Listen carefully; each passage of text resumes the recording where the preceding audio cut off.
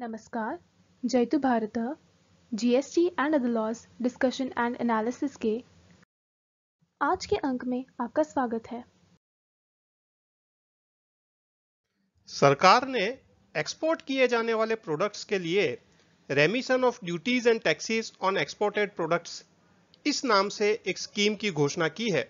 उसी के प्रमुख बिंदुओं को आज के अंक में देखते हैं। यह जो स्कीम है, scheme for रेमिशन of duties and taxes on exported products, RoDTEP, इस स्कीम को नोटिफाई डिपार्टमेंट ऑफ कॉमर्स ने किया है, लेकिन इसको एडमिनिस्टर डिपार्टमेंट ऑफ रेवेन्यू के अंतर्गत central board of indirect taxes and customs करेगा। इस स्कीम का उद्देश्य क्या है? इस स्कीम का उद्देश्य है जो अभी हाल फिलहाल में जो भी सेंट्रल लेवल की, स्टेट लेवल की या लोकल लेवल की ड्यूटीज, टैक्सेस या लेवीज को रिफंड नहीं किया जा रहा है किसी भी प्रकार से, उनको रिफंड कर दिया जाए। जैसे आपको पता होगा, जीएसटी लगता है, लेकिन एक्सपोर्टेड गुड्स के ऊपर उस जीएसटी को रिफंड करने के लिए अलग अलग प्रक्रियाएं हैं। इसी प्रकार से कस्टम्स ड्यूटी जो भी लगती है उसके लिए ड्रॉबैक है। तो फिर यहाँ पर सवाल यह उपस्थित होता है कि ऐसी कौन सी अन्य ड्यूटीज, टैक्सेस रह जाते हैं। तो जैसे फ्यूल उपयोग में आता है, तो फ्यूल के ऊपर एक्साइज वैट लगता है, उसे अभी रिफंड करने का कोई मैकेनिज्म नहीं है। या बिजली उपयोग में आती है वस्तुएं उत्पादन करने में, तो बिजली के ऊपर जो टैक्सेस लगते हैं उन्हें रिफंड करने का कोई मैकेनिज्म नहीं है। तो उन सब चीजों को ध्यान में रख के इस स्कीम के अंतर्गत रिफंड देने का जो भी रेट नक्की किया जाएगा वह इस स्कीम के अंतर्गत उस रेट को नक्की किया जाएगा। The rebate under the scheme shall not be available in respect of duties and taxes already exempted or remitted or credited। जो भी टैक्सेस या ड्यूटीज हैं, या तो जिनको एग्जम्प्ट कर दिया गया है या जो किसी भी फॉर्म में निर्यातक को दिया जा रहा है, उसे इस स्कीम के अंतर्गत नहीं दिया जाएगा। और जो रेट नक्की करने हैं इस स्कीम के अंतर्गत, वह रेट कमिटी नक्की करेगी in the department of revenue drawback division. जो central board of indirect taxes and customs के अंतर्गत ड्रॉबैक डिवीजन है, उसके अंतर्गत कमिटी नक्की करेगी, जिस कमिटी के अंदर डिपार्टमेंट ऑफ कॉमर्स और directorate general of foreign trade के भी सदस्य रहेंगे। जो लाइन मिनिस्ट्री है, अर्थात जिस कमोडिटी का रेट नक्की करना है उस कमोडिटी से रिलेटेड जो भी मिनिस्ट्री है उसके रिप्रेजेंटेटिव भी रहेंगे, और जो एक्सपर्ट्स हैं इस सब्जेक्ट के वो भी उस कमिटी में रहेंगे। इस प्रकार से रेट नक्की किया जाएगा। विभिन्न वस्तुओं के ऊपर रेट निर्धारित होने के बाद उन रेट को नोटिफाई डिपार्टमेंट ऑफ कॉमर्स करेगा, लेकिन उसके लिए भी डिपार्टमेंट ऑफ रेवेन्यू से कंसल्टेशन किया जाएगा। यह बहुत ही महत्वपूर्ण बिंदु है। Under the scheme a rebate would be granted to eligible exporters. इस स्कीम के अंतर्गत रिबेट दिया जाएगा। हालांकि यह रिबेट कैश के अंदर रिफंड के रूप में नहीं दिया जाएगा, लेकिन वो कैसे दिया जाएगा वो आगे बताएंगे। At a notified rate as a percentage of FOB value, यानी जो फ्री ऑन बोर्ड वैल्यू है उसके निश्चित परसेंटेज के रूप में यह रिबेट दिया जाएगा, with a value cap per unit of the exported products wherever required. कुछ कमोडिटीज के लिए वैल्यू कैप भी निर्धारित कर दी जाएगी कि उसमें इतने से अधिक का रिबेट नहीं दिया जाएगा। सभी कमोडिटीज में यह नहीं होगा, लेकिन कुछ कुछ कमोडिटीज में इस प्रकार का वैल्यू कैप भी होगा। On export of items which are categorized under the notified 8 digit HS code. यह जिन आइटम्स पे 8 डिजिट के एचएस कोड पर यह रेट नोटिफाइड होगा उन्हीं के लिए मिलेगा। कुछ कमोडिटीज में यह रेट नोटिफाई नहीं होगा, उन कमोडिटीज पर इस स्कीम का बेनिफिट नहीं मिलेगा। However, for certain export items, a fixed quantum of rebate amount per unit may also be notified। हालांकि कुछ आइटम्स के लिए एक्सपोर्टेड प्रोडक्ट के जो क्वांटिटी है उस पर कुछ फिक्स अमाउंट भी दे दी जाए, इस प्रकार का भी रेट नोटिफाई हो सकता है। यानी कुछ आइटम्स पर एफओबी वैल्यू के परसेंटेज के रूप में, और कुछ आइटम्स के लिए उसकी क्वांटिटी के ऊपर से कुछ रिबेट का रेट फिक्स कर दिया जाएगा कि इतनी क्वांटिटी पर इतना रुपया रिबेट दे दिया जाए। Rates of rebate oblique value cap per unit under RoDTEP will be notified in Appendix 4R. यह ऑलरेडी नोटिफाई हो चुका है, यह मैं आपको बताऊंगा. In addition to necessary changes which may be brought in view of budget control measures as mentioned above, efforts would be made to review the RoDTEP rates on an annual basis and to notify them well in advance before the beginning of a financial year. यह प्रति वर्ष in rates का review किया जाएगा और इस प्रकार का प्रयास किया जाएगा कि फाइनेंशियल ईयर प्रारंभ होने से पहले ही यह रेट नोटिफाई कर दिए जाएं. यह जो रेट नक्की किए गए हैं, यहाँ पर ये आप देखेंगे, ये एंट्री नंबर है. उसके बाद में टैरिफ आइटम, ये 8 डिजिट का कोड है. डिस्क्रिप्शन ऑफ गुड्स, व्हीट और मसलिन फ्लोर, ये गेहूं का आटा जो होता है, उस पर जो RoDTEP rate as percentage of FOB, ये 3% FOB वैल्यू का इस पर RoDTEP रिबेट मिलेगा. और इसमें cap rupees per unit quantity per KG ₹1.30 से ज़्यादा रिबेट नहीं मिलेगा. इस कॉमोडिटी में व्हीट फ्लोर के ऊपर यह कैप लगाया हुआ है. आप देखेंगे कि दूसरी कॉमोडिटीज़ के ऊपर कैप नहीं लगाया गया है, लेकिन जहां पर कैप लगाया गया है वहां पर कैप लागू होगा, जहां पर कैप नहीं लगाया गया है वहां पर कैप लागू नहीं होगा. यहां पर आप ये देखेंगे, ये जो fuel would in logs in billets, यानी जो लकड़ियां हैं, उनके निर्यात के ऊपर पर मैट्रिक टन ₹400 यह रेट फिक्स कर दिया है. यहाँ पर यह FOB वैल्यू के ऊपर रेट नहीं है, लेकिन क्वांटिटी के ऊपर यह रेट फिक्स कर दिया गया है. इसी प्रकार से अन्य ये कॉमोडिटीज़ जो हैं, wood in the rough whether और नॉट स्ट्रिप्ड ऑफ बार्क और सैपवुड और रफली स्क्वायर्ड, यहाँ पर प्रति क्यूबिक मीटर पर रेट नक्की कर दिया गया है.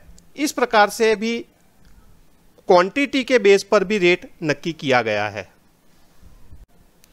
आप यहाँ पर देखेंगे तो ये जो पूरा लिस्ट है, इसके अंदर लास्ट एंट्री 8555 अलग अलग वस्तुओं पर यह रेट नक्की किया गया है. इसमें से जो भी निर्यात प्रोडक्ट हो रही है उसका exact entry number, tariff item यह नक्की करके उस पर कितना रिबेट का रेट नक्की किया गया है, उस हिसाब से रिबेट क्लेम कर सकते हैं.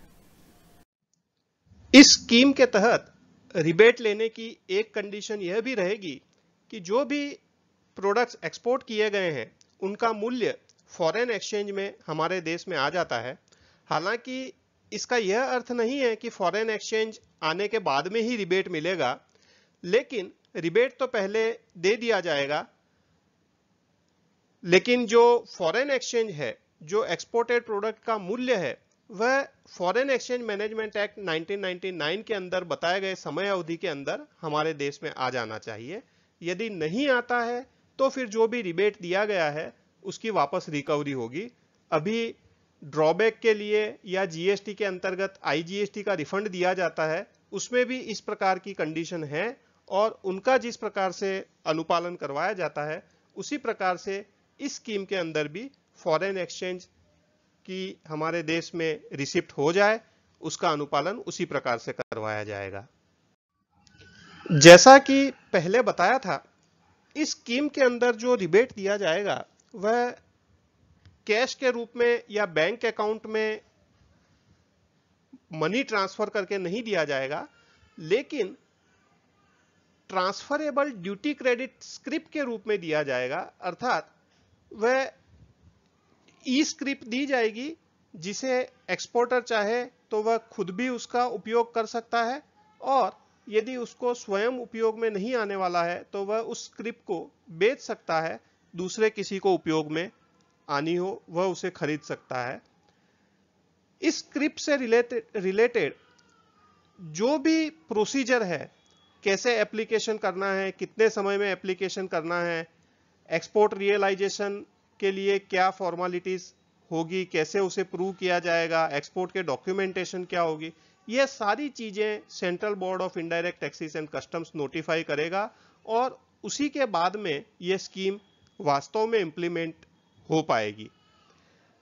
इसके बारे में जो भी नोटिफिकेशन है वह सीबीआईसी को ही इश्यू करना है। यदि इस स्कीम के अंदर कोई मिसयूज हुआ हो, फ्रॉड हुआ हो, तो उसके सामने कैसे एक्शन लेना वह भी सीबीआईसी ही नोटिफाई करेगी। यह स्कीम 1 जनवरी 2021 के बाद में हुए एक्सपोर्ट्स के लिए लागू होगी। अर्थात अभी तो अगस्त चल रहा है, अभी सीबीआईसी भी इस स्कीम से रिलेटेड नोटिफिकेशन जारी करेगी, तो जो पुराने पीरियड में भी एक्सपोर्ट हो चुके हैं उनमें भी इस स्कीम का बेनिफिट लेना हो तो क्या प्रक्रिया करनी पड़ेगी 1 जनवरी 2021 के बाद के एक्सपोर्ट्स के लिए, वह भी सीबीआईसी ही निर्धारित करेगी। इस स्कीम का लाभ कुछ प्रकार के एक्सपोर्ट्स पर नहीं मिलेगा, जिसमें export of imported goods covered under paragraph 2.46 of foreign trade policy, जो एक्सपोर्ट करने के लिए गुड्स इंपोर्ट किए गए हैं उनके एक्सपोर्ट पर यह नहीं मिलेगा। एक्सपोर्ट थ्रू ट्रांसशिपमेंट, यदि किसी अन्य कंट्री में से माल आकर थर्ड कंट्री के अंदर जाने वाला है, केवल इंडिया को एज अ ट्रांसशिपमेंट पॉइंट के रूप में उपयोग में लिया गया है, तो उस प्रकार के एक्सपोर्ट पर यह रिबेट नहीं मिलेगा। जिन प्रोडक्ट्स पर मिनिमम एक्सपोर्ट प्राइस फिक्स किया गया है या जिन पर एक्सपोर्ट ड्यूटी लगाई गई है उनके एक्सपोर्ट पर भी यह स्कीम का रिबेट नहीं मिलेगा। जो प्रोडक्ट्स एक्सपोर्ट के लिए रिस्ट्रिक्टेड हैं या जो प्रोहिबिटेड हैं उनके एक्सपोर्ट पर भी इस स्कीम का लाभ नहीं मिलेगा। डीम्ड एक्सपोर्ट, अर्थात जो वास्तव में भारत के बाहर एक्सपोर्ट नहीं होता है लेकिन भारत के अंदर ही सप्लाई किया जाए और उसे भी एक्सपोर्ट माना जाता है, उस प्रकार के डीम्ड एक्सपोर्ट पर इस स्कीम का बेनिफिट नहीं मिलेगा। जैसे ईओयू के अंदर सप्लाई किया जाए तो उसे डीम्ड एक्सपोर्ट कहते हैं, लेकिन उस केस में डीम्ड एक्सपोर्ट करने वाले यूनिट को इसका बेनिफिट नहीं मिलेगा। Supplies of products manufactured by DTA units to SEZ, SEZ में भी जो सप्लाई होता है उसको भी डीम्ड एक्सपोर्ट मानते हैं, लेकिन वहां पर भी इसका बेनिफिट नहीं मिलेगा। Products manufactured in EHTP and BTP, उनको भी इसका बेनिफिट नहीं मिलेगा। प्रोडक्ट्स मैन्युफैक्चर्ड पार्टली और होली इन अ वेयरहाउस, कस्टम्स बॉन्डेड वेयरहाउस के अंदर वेयरहाउसिंग प्रोसीजर का बेनिफिट लेते हुए जो प्रोडक्ट्स बनाई जाती है उनके एक्सपोर्ट पर भी इस स्कीम का बेनिफिट नहीं मिलेगा। ये जो आइटम 10, 11 और 12 है, इनके अंतर्गत एक्सपोर्ट किए जाने वाले प्रोडक्ट्स को हाल फिलहाल इस स्कीम के अंतर्गत रिबेट नहीं दिया जाएगा, लेकिन कुछ समय बाद इन तीनों कैटेगरी के एक्सपोर्ट्स को रिबेट दिया जा सकता है। इनमें प्रोडक्ट्स मैन्युफैक्चर्ड और exported in discharge of export obligation against an advance authorization, advance authorization के अगेंस्ट में एक्सपोर्ट ऑब्लिगेशन डिस्चार्ज करने के लिए जो भी प्रोडक्ट्स एक्सपोर्ट की है, या ड्यूटी फ्री इंपोर्ट ऑथोराइजेशन या स्पेशल एडवांस ऑथोराइजेशन के अंतर्गत एक्सपोर्ट ऑब्लिगेशन डिस्चार्ज करने के लिए जो भी वस्तुएं निर्यात की गई है उनमें भी हाल फिलहाल इस स्कीम का बेनिफिट नहीं मिलेगा। प्रोडक्ट्स मैन्युफैक्चर्ड और exported by a unit licensed as 100% EOU, 100% EOU को भी अभी इस स्कीम का बेनिफिट नहीं मिलेगा, लेकिन कुछ समय बाद इसको नोटिफाई किया जा सकता है। प्रोडक्ट्स मैन्युफैक्चर्ड और exported by unit situated in free trade zone और एक्सपोर्ट प्रोसेसिंग जोन और स्पेशल इकोनॉमिक जोन, इसी प्रकार से एसईजेड, एफटीजेड और ईपीजेड के यूनिट्स को भी अभी इस स्कीम का बेनिफिट नहीं मिलेगा, लेकिन बाद में यह स्कीम का बेनिफिट एक्सटेंड किया जा सकता है।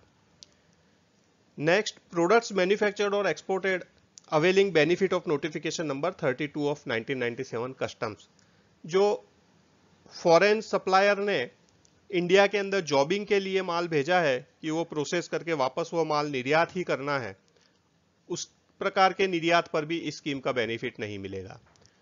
Exports for which electronic documentation in ICEGATE EDI has not been generated, अर्थात जहां पर ईडीआई सिस्टम के अंतर्गत डॉक्यूमेंट जनरेट नहीं हुआ है तो इस स्कीम का बेनिफिट नहीं मिलेगा। And goods which have been taken into use after manufacture, उत्पादन करने के बाद उपयोग में लिया गया है और उनका एक्सपोर्ट किया जाता है तो भी इस स्कीम का बेनिफिट नहीं मिलेगा। सेकंड हैंड मशीनरी या सेकंड हैंड कोई भी गुड्स एक्सपोर्ट किया जाएगा तो इस स्कीम का बेनिफिट नहीं मिलेगा। Government however reserves the right to modify any of the categories as mentioned above for inclusion or exclusion। ये ऊपर की जो भी कैटेगरीज है उनमें और कोई कैटेगरी इंक्लूड करना या इनमें से किसी कैटेगरी को एक्सक्लूड किया जा सकता है।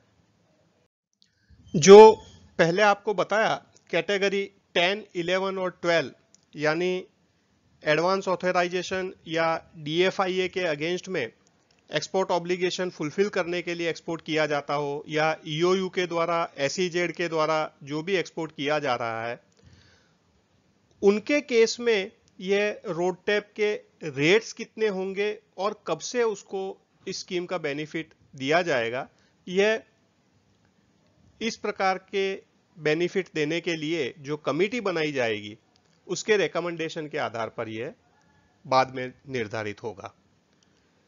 यह जो इस स्कीम के अंतर्गत रिबेट दिए जाने वाला है ई स्क्रिप के माध्यम से, वह ई स्क्रिप का उपयोग केवल इंपोर्ट होने वाली वस्तुओं पर बेसिक कस्टम ड्यूटी भरने के लिए उपयोग में लिया जा सकता है। इस स्क्रिप में से बेसिक कस्टम ड्यूटी भर सकते हैं, उस समय कैश कस्टम ड्यूटी भरने की आवश्यकता नहीं पड़ेगी। इस प्रकार से यह स्कीम ऑपरेट होगी। इस स्कीम के अंतर्गत जो भी रिबेट दिया जाएगा एक्सपोर्टर्स को, उनका सैंपल के तौर पर ऑडिट या वेरिफिकेशन भी किया जाएगा। उसके लिए क्या प्रक्रिया होगी वह भी CBIC ही निर्धारित करेगी। इस स्कीम से रिलेटेड भविष्य में कोई भी इश्यू उपस्थित होता है या और कोई डिसीजन लेना हो तो वह डिसीजन इंटर मिनिस्टेरियल कमेटी लेगी, जिसको रोड टैप पॉलिसी कमेटी नाम दिया गया है, और उसकी अध्यक्षता directorate general of foreign trade करेंगे, जिसके अंदर डिपार्टमेंट ऑफ कॉमर्स और डिपार्टमेंट ऑफ रेवेन्यू के भी सदस्य रहेंगे। वह निर्णय लेंगे, उनका निर्णय बाध्य होगा। जैसा मैंने इस अंक में बताया कि यह स्कीम तो डिपार्टमेंट ऑफ कॉमर्स ने डिक्लेयर की है, लेकिन इसको implement central board of indirect taxes and customs को करना है। तो CBIC जब इसके बारे में डिटेल्ड नोटिफिकेशन और इंस्ट्रक्शन सर्कुलर इश्यू करेगी, तब उसके बारे में विस्तार से जानकारी आपको और देंगे। आज के अंक में बस इतना ही। धन्यवाद। Please like, share and subscribe. आपको और किसी GST रिलेटेड विषय पर जानकारी चाहिए विशेषतः तो कमेंट्स में लिख सकते हैं। जय हिंद।